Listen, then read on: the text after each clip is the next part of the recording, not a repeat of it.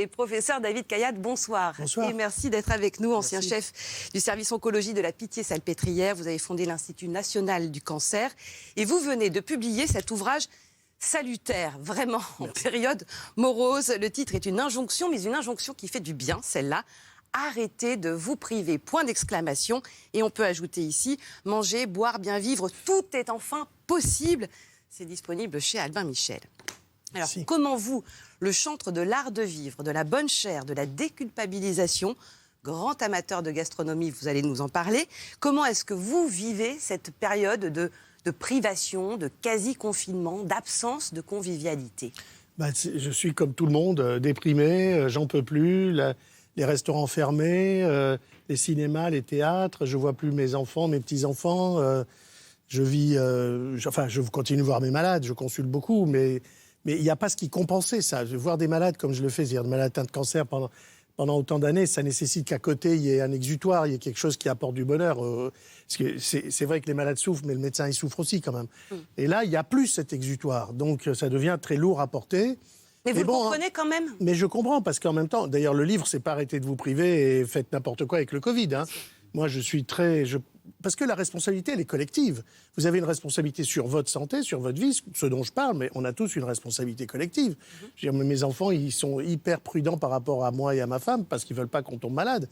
Et je pense que les gestes barrières, et notamment le masque, c'est ce qu'il y a de plus important. Parce que, bon, je vais me faire vacciner la semaine prochaine, je suis sur la liste, mais enfin, avec ce virus qui mute et qui va continuer de muter, à raison d'1 million de Français vaccinés par mois, 50%, ça fait 33 millions, ça fait 3 ans avant d'arriver à avoir vacciné 50% de la population. D'ici là, comment sera le virus? Voilà. Donc, mais il n'empêche, on a une responsabilité collective et il faut qu'on fasse tous très très attention. Alors, ça justifie encore plus qu'à côté de ça, on arrête de nous embêter avec ne mangez plus de sucre, ne mangez plus de sel, ne mangez plus de gras, ne mangez plus de viande, ne mangez plus de charcuterie, ne buvez plus de vin, n'allez pas au soleil. Arrêtez. Mais c'est ça. C'en est trop. Et c'est la vérité. Mais c'est ça. Et dès le début du confinement, je me souviens au mois de mars dernier, les premiers articles, et notamment dans la presse féminine, ça m'a fait mal au cœur, c'était comment ne pas se laisser aller pendant le confinement, comment ne pas céder au jogging, si on peut s'habiller comme on veut encore, bah non, comment ne pas prendre 3 kilos, enfin il y avait déjà des choses, il fallait se priver dans la privation qu'était le confinement. Mais les Français ont pris quand même 3 kilos, enfin 2,5 kilos. Mais ils ont bien fait de les prendre, donc ils ne sont pas complètement privés. Mais non, mais c'est parce que je vais vous expliquer. Dans le livre, j'explique les 3 cerveaux, le cerveau reptilien, etc., qui fait que finalement, quoi que vous fassiez, vous allez céder à vos pulsions. Et s'il y a des pulsions d'addiction sur le tabac, sur l'alcool, sur la nourriture, sur le sucre, vous allez finir par céder. Vous pouvez faire des efforts. Hein. Vous dites que ce n'est pas forcément une question de volonté. Non, mais d'abord, par exemple, pour le tabac, il faut arrêter. Sur le tabac, il faut arrêter de dire que c'est un pauvre type s'il n'arrive pas à s'arrêter de fumer. C'est pas qu'une question de volonté. Vous savez, les anglo-saxons disent quit or die, c'est-à-dire arrête de fumer ou va crever. Non, c'est pas ça, parce que c'est pas juste une question de volonté d'arrêter de fumer. C'est une addiction, il faut les aider. Il faut utiliser tout ce qui peut nous aider à arrêter... Enfin, moi je fume pas, mais tout ce qui peut les aider à arrêter de fumer. La cigarette électronique, le tabac chauffé. En Suède, ils ont un truc qui s'appelle le snus, qu'on met sous la langue. 5% de fumeurs, il reste en Suède. C'est tout, grâce à ce petit dispositif. Donc on accepte l'innovation avec la ceinture de sécurité, l'airbag et tout dans la voiture pour qu'il y ait moins de morts. Acceptons les innovations, y compris dans l'alimentation ou dans le tabagisme. Donc, c'est pas, je veux dire, à un moment donné, on peut se dire qu'avec le confinement, il va falloir qu'on fasse 2 fois plus attention à ce qu'on mange, etc. Sauf qu'au bout d'un moment, on explose. Et là, qu'est-ce qui se crée? Mauvaise image de soi, on n'y est pas arrivé. Culpabilisation, stress, je vaux rien, je suis nul, regardez, j'ai pris 2 kilos, machin. Non, ça suffit. Parce que tout ça, c'est des dictats qu'on vous impose, alors qu'en fait, on n'est pas tous pareils, qu'il y a des gens qui vivent très bien avec 3 kilos en trop. C'est pas ça. Quand vous regardez tout ce qu'on vous dit, vous faites de la viande, 30% de morts en plus, vous buvez du vin, 22% en plus. Mais en fait, si vous cumulez tout ça, vous êtes... déluge de chiffres. Mais vous êtes déjà à 100% en vous réveillant le matin, donc vous devriez être mort. Oui, c'est vrai. Mais c'est vrai. Qu'est-ce qui explique qu'on ne soit pas mort, alors? Mais parce que c'est faux. C'est faux. Mais ça veut dire je vais vous expliquer en quoi c'est faux. Par exemple, en ce moment, on parle beaucoup de la charcuterie. Ah oui, alors, qui donne le cancer. Charcuterie, voilà. Mais bon, écoutez, je vais vous expliquer le truc. D'abord, c'est charcuterie dans les études. C'était du bacon frit le matin, on n'en mange pas en France. Des lanières de bœuf séché, j'en ai jamais vu. Du corned beef, c'était ça, plus la saucisse et le jambon. Il y a que 2 charcuteries qui sont communes avec nous. Mais indépendamment de la nature de la charcuterie. Qu'est-ce qu'ils vous disent pour vous faire peur? 50 grammes de charcuterie par semaine, en moyenne, augmente votre risque d'avoir un cancer du côlon de 18%. Alors, je vous pose une question. Si 50 grammes, c'est 2 sandwichs au jambon. Hein. Si, au lieu de 50 grammes, allez, 100 grammes par semaine, 18% pour 50 grammes. 100 grammes, ça fait quoi? 36, vous allez me dire? Bah ouais. Ouais, 36% de chance d'avoir un cancer du côlon parce que vous avez mangé 4 sandwichs dans la semaine. Mais vous avez réfléchi, ça veut dire une chance sur 3. Mais pas du tout, parce que c'est une augmentation du risque. C'est pas un risque. Et quelle est la base? Vous l'augmentez de quoi? Eh bien, le risque d'avoir un cancer du côlon pour un Français, c'est 2%. Donc, si vous mangez votre charcuterie, vous allez passer de 2% à 2,18%. Alors, oubliez. Donc, sandwich à volonté, Non, charcuterie pas à volonté. Ah, voilà. Pas à volonté. C'est là la subtilité du livre, évidemment. La subtilité, et de bien la sûr. pensée. Je suis quand même médecin, même si Bien je sûr. suis un vrai épicurien, je suis médecin. Et ma vie a été consacrée à sauver des gens. Donc, je ne vais pas dire faites n'importe quoi. Mais arrêtez, si vous avez envie de manger un jambon beurre, ou un steak, ou boire un verre de vin à table à midi, sans que ça fasse de vous un alcoolique, sans que ça fasse de vous un n'importe quoi en termes d'alimentation. Non, mais si vous le faites, bon, au moins profitez, tirez-en de la joie. Et d'ailleurs, quand vous parlez des piqûres, on se trompe souvent en parlant Oui, des parce que piqûres, en piqûres, disant c'est c'est pas une vie n'importe quoi. d'excès et de débauche. Pas du Absolument tout. pas. Je mets le texte des Et piqûres. vous le dans livre. dites précisément. C'est une vie important de le équilibrée, rappeler. Épicure. Voilà. Mais qui le dit, en fait? Qui sont ces Des gens comme ils? moi. Non, mais qui Des médecins. voudrait nous empêcher de manger de la charcuterie? Non, en fait, D'où viennent ces études? Qui voudrait nous empêcher de manger comme Alors, Mais comme on nous trouve sous semble, des etc. injonctions, des Bien sûr. publicités aussi. On a régulièrement des messages gouvernementaux qui Bien nous sûr, disent... mais bien sûr. Non, alors qui? Ce sont des chercheurs, ce sont des médecins, mais chacun voit son étude Mais c'est tout le avec problème. son chiffre à lui. Et donc, il vous l'assène C'est tout le comme problème. une vérité première, sans le mettre en perspective par rapport au reste. Ouais. Et vous, les journalistes, mais même les citoyens qui lisent les journaux, les magazines, etc., ils prennent l'information, mais eux-mêmes ne sont pas en situation de mettre cette information en perspective.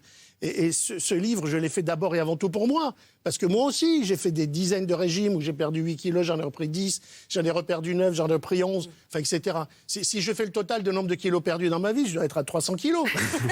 Et pourtant, j'ai toujours 3-4 kilos de trop. Il y a toujours un problème de calcul. Mais à partir du moment où c'est la parole d'un médecin, ou la parole d'un labo, ou la parole d'un scientifique, ça commence à vous travailler. Oui, mais écoutez, s'il y a bien quelque chose que le Covid a apporté à vous tous, c'est quand même la mise en... l'idée que c'est relatif, la vérité Prise de scientifique. recul un petit peu par rapport à... L'OMS qui vous dit 18% de risque, machin, dont je viens de parler. L'OMS, franchement, il devrait se taire aujourd'hui, parce que ce qu'ils ont fait avec le Covid, c'est nul. Ah, au moins, là, Ah bah, je suis pas le seul à le penser. Enfin, ils ont mis 2 mois avant de nous dire qu'il y avait une pandémie. Bon, le masque, ils ont mis 3 mois pour nous dire que c'était important. Donc, c'est bien qu'il y ait l'OMS. Ça fait des tas de choses. Je veux dire, moi, j'ai beaucoup travaillé en Afrique. Donc, pour les pays en développement, l'OMS, c'est fondamental. Mais non, on voit bien que ça n'a pas fonctionné comme il fallait, l'OMS. Enfin, si, vous avez l'impression que ça a bien fonctionné? Bah, en tout cas, moi, je suis vraiment pas capable de juger. Moi, c'est pas Et mon médecin traitant. Exactement. Je préférais qu'on en revienne au régime. Je vous ai dégoté une petite chanson d'un certain Enrico Macias, Ah, mon accompagné... ami Gaston. Non, alors attendez, il est accompagné de Valérie Lemercier, c'est sur les régimes. Ah bon? Ça vaut son pesant de cacahuètes. Quand j'invite des amis, chaque fois c'est un vrai supplice. Pendant qu'ils mangent à mes chevilles, je dévore un bon ribouillis. C'est mauvais, mais très bon pour ta ligne. Et tu rêves de merguez devant un yaourt à la fraise. Aïe, aïe, aïe, que ce fut dur, j'ai souffert et je souffre. En vrai, encore. ça arrive. Moi, j'ai déjà rêvé de merguez. hein. Non, alors Si. Pardon, mais pas de en mangeant des ribouillis. yaourts à la fraise. Non, mais vous le dites très bien dans... Je l'adore. C'est un ami, c'est un homme... Enrico Macias, elle est formidable cette chanson. C'est parce un homme merveilleux qui aime vivre. Et on en est tous là, on en est effectivement à compter, à culpabiliser devant une assiette de frites. On se dit, bon, bah, et là, il faudrait plutôt que je mange 3 feuilles de salade verte. Mais est-ce que aussi, ce serait pas, parce qu'il faut être 2 pour valser, vous dites qu'il y a des chiffres qui nous font peur, mais nous aussi, on est quand même des machines à culpabiliser. Total. C'est ça, on est Total. conditionné. Quand Isa dit qu'elle culpabilise devant une assiette de frites, c'est qu'il y a un truc aussi chez Bien elle, sûr. elle est programmée. Mais c'est absolument vrai, je l'explique. En fait, si vous voulez, la partie la plus primitive de notre cerveau, qu'on appelle le cerveau reptilien, n'a que 2 objectifs. 2. Depuis le début de l'humanité, c'est-à-dire même les reptiles avant nous, c'est se reproduire pour projeter mes gènes dans l'avenir. Qu'il y ait quelqu'un qui s'appelle David Kayat, qui a les gènes de David Kayat dans 100 ans, dans 200 ans. Il faut que je me reproduise. Pour ça, le reptilien, il veut que 2 choses, pas 3. Manger pour vivre et faire du sexe pour se reproduire. Ensuite, vous rajoutez 2 autres cerveaux plus évolués, le limbique qui se rappellent quand même que si vous avez trop bu l'autre jour, vous avez été malade, que si vous avez trop mangé, la digestion n'aurait pas été facile, etc. Et le troisième, le néocortex, qui est propre à l'humanité, au grand singe, c'est l'éducation, la morale, etc. Mais le plus puissant des trois, c'est le reptilien. Il est dessous, là, il pousse. Alors il vous dit, mange. Et non, là, j'ai grossi la dernière fois, je veux pas. Non, on m'a dit qu'il fallait plutôt manger 3 feuilles de salade, donc les 2 autres... mais vous allez faire ça pendant 1 mois, pendant 2 mois. Mais un jour ou l'autre, c'est l'autre qui va gagner. Vous allez revenir aux frites. Alors, on parle de régime alimentaire, vous parlez aussi de l'alcool, parce que c'est un sujet. On a le droit de boire. Mais de toute façon, heureusement qu'on a le droit de boire, on a le droit de discuter, on a le droit de ne pas être d'accord avec les gens. Mais les gens, ceux qui parlent de l'alcool, souvent mélangent l'alcoolisme et le fait de boire un verre de vin. Ça n'a rien à voir. Il y a 10% des gens qui sont véritablement alcooliques. C'est une maladie. Il faut les soigner. Il y a des établissements pour ça. Il y a des addictologues qui savent comment traiter ces patients. Ce sont des malades. Moi, est-ce que je suis malade parce qu'à midi, pendant mon repas, j'ai bu un verre de vin? Non. Non, mais alors sur la consommation sur une semaine, on entend à peu près... Divers. Ce qui la recommande c'est pas ce qu'il faut faire, pas tous les jours. Voilà. Et ça, c'est la recommandation. C'est-à-dire, c'est pas recommandé de faire ça. Si vous buvez pas, ne commencez pas à vous sentir obligé de boire d'hiver. Oh, c'est l'heure de mon vin. Tant pis. Non, mais vous rigolez. Moi, j'ai une fille quelqu'un qui est enceinte dans ma famille et son gynécologue lui a dit, mais vous vous rendez compte qu'il y a 30 ans, quand j'ai commencé, on disait à toutes les femmes enceintes qu'il fallait boire du vin. Des petits verres ou des grands verres? Non, heureusement, on dit plus, c'est très mauvais. Chez les femmes enceintes, ça augmente le risque de malformation. Oui. Mais quelqu'un qui est bien portant, encore une fois, je ne suis pas en train de parler d'une femme enceinte ou quoi, mais il ne s'agit pas de se mettre à boire alors qu'on ne boit pas. Mais si vous buvez, arrêtez de vous culpabiliser, si vous buvez modérément 1 ou 2 verres par jour comme ça, pas tous les jours et tout, c'est une moyenne, ça veut dire qu'à l'inverse, vous pouvez rester 3-4 jours sans boire et en boire 4-5 un soir avec des copains. Mais si vous êtes sur cette moyenne-là, cool.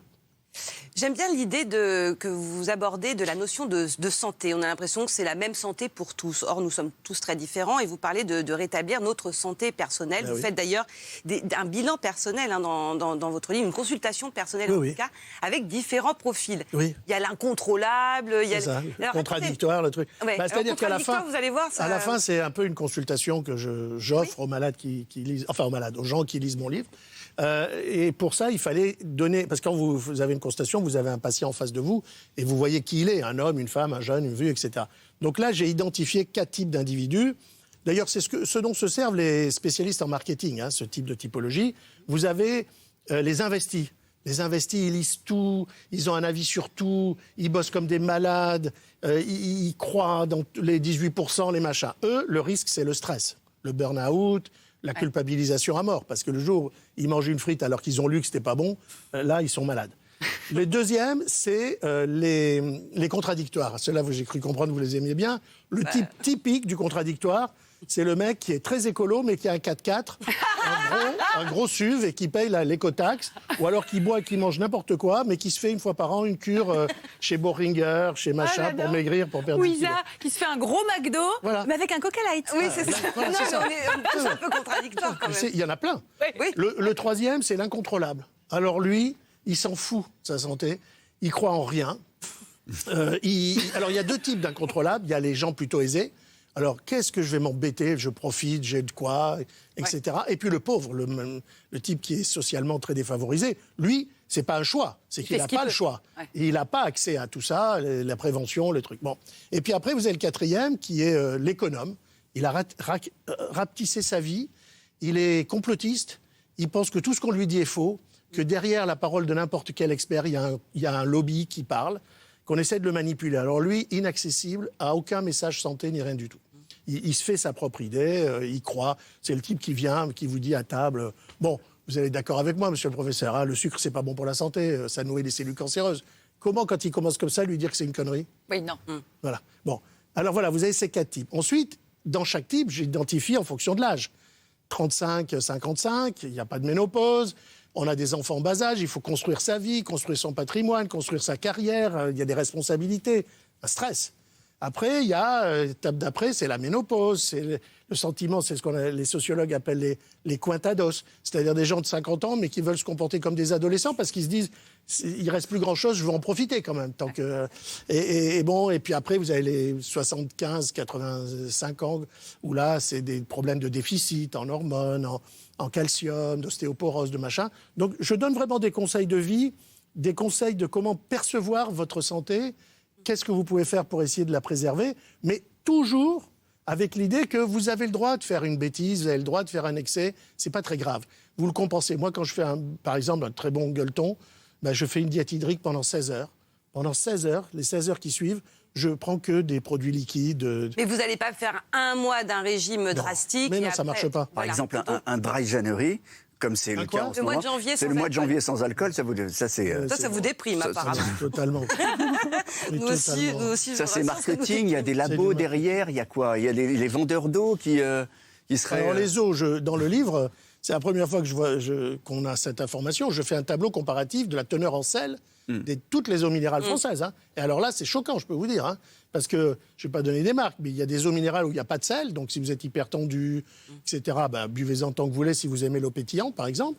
De l'autre côté, vous avez des eaux que tout le monde adore, très, très populaires, mais dans lesquelles il y a genre 250 mg de sodium. Il y en a autant que dans le saucisson. Oui, facile. Mais en fait, on n'est pas éduqué. Ça n'a pas le même goût. On n'est pas éduqué à ça. Mais parce On que ne nous apprend pas. Non. On nous apprend- Lisez le... Non, mais je suis d'accord, mais ça serait intéressant. Dans le d'avoir- livre, j'explique tout. C'est-à-dire, je ne dis pas ça, Oui. j'explique pourquoi ça.